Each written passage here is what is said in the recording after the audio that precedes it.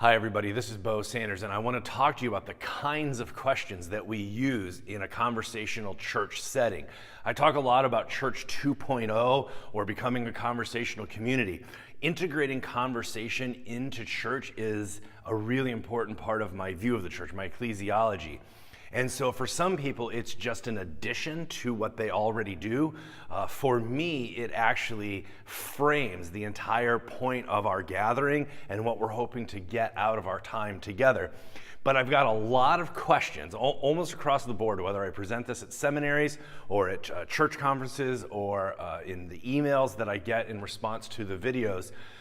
People want to know, well, how do you facilitate the questions? And so we actually have found that there's 4 types of questions that kind of work best depending on what you're hoping to do in your gathering.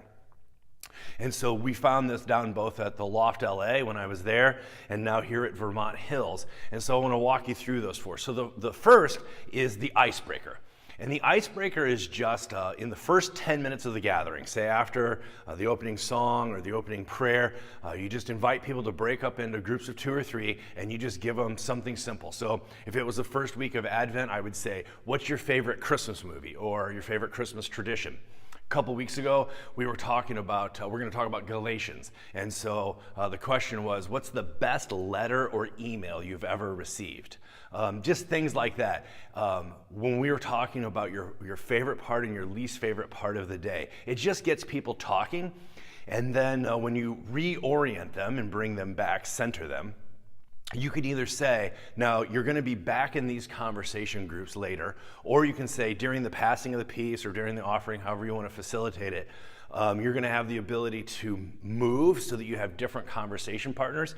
And that gives a chance for new people to be integrated into and for you to break up cliques. And so it provides people an opportunity not to get stuck with somebody they don't feel comfortable in conversation with, or somebody's dominating the conversation, so that you can mix it up.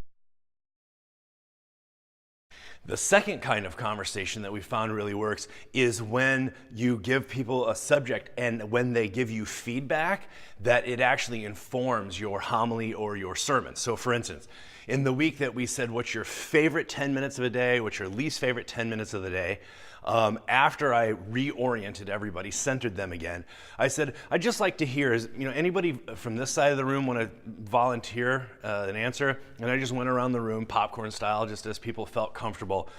And then I just tried to see if there was a theme that developed. And so if there's a theme that develops, then you can use it in your sermon later. And that's this part of interactive church where you're providing the space, but not all of the content. And it seems to really resonate with people when they hear their voice or their conversations reflected in the larger message. There's something that really connects with them and helps them to feel that it's been integrated, that their voice that they've contributed, and that it mattered that they were there, and that the message was in some way tailored for the conversation that was being facilitated that day. The third kind of question that we've had success with is when we have somebody come to the table and there's a dialogue, whether it's between myself and another person or 2 people that have something in common, is to turn back and to ask everybody to go back to their conversation groups and say, talk about what you heard.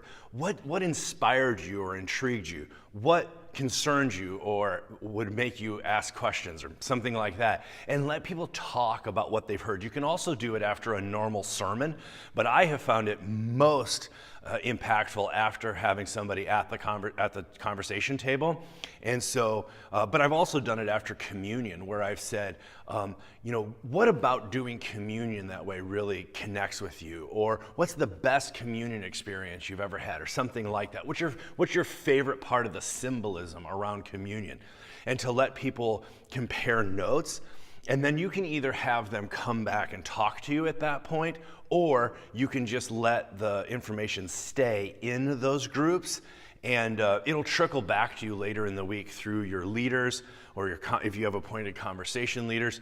But it doesn't always need to be reported back to the whole congregation. You can just let the conversation be in those smaller groups, and people really feel like a connection with each other, that there was a space provided for them to debrief and compare notes and kind of work it out, that we didn't just move on to the next segment, but that we allowed the gathering to breathe and for them to kind of absorb and appropriate some of what they've heard and to work it out together in conversation.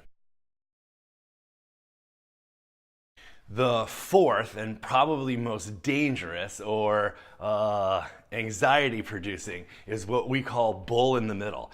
And you can do this either, especially if you meet in the round, but you can also do it if you're a platform-centric church, if you are a stage-focused. Is after a sermon, you can break people up in their small groups, or you can just let them from where they are give you feedback, Q&R, question and response. And so I always like the Q&R better than the Q&A because I don't have all the answers. I have found, however, that it is best when you let people talk in their groups so they get some of it worked out on their own before you reorient them and then open it up for questions. The other thing that it's good to know is you don't have to respond to every question or concern. You can literally just say, what did your conversations sound like? What were some of the themes that developed? And as people, talk and give you feedback, you can say, oh, that's really interesting. Yeah, next time I'll have to make sure I account for that. Or you can say, oh, we're actually going to deal with that in a couple weeks, or whatever it is. You don't have to respond to everything in an encyclopedic way and to make sure that all of your bases are covered.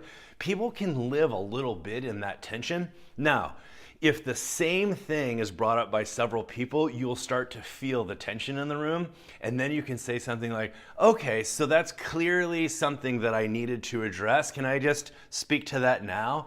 And it'll usually get a laugh because people are like, oh good, I didn't know if you were actually going to touch on that. And so they really appreciate the humility and just that you're vulnerable.